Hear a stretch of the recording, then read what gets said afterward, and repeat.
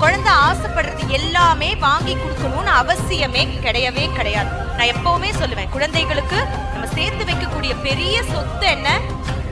படிப்பு. பிள்ளைகளுக்கு சொத்து சேர்த்து வைக்கலன்னு வருத்தமே படாதீங்க, படிப்பு கொடுக்க போதும்.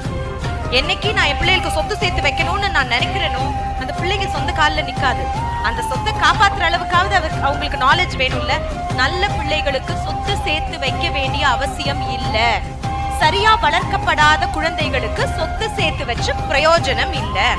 அந்த சொத்தை பார்த்துக்கிறதுக்கு கூட அவங்களுக்கு டேலண்ட் இருக்காது. அதை எப்படியோ இல்லாம ஆக்கிடுவாங்க.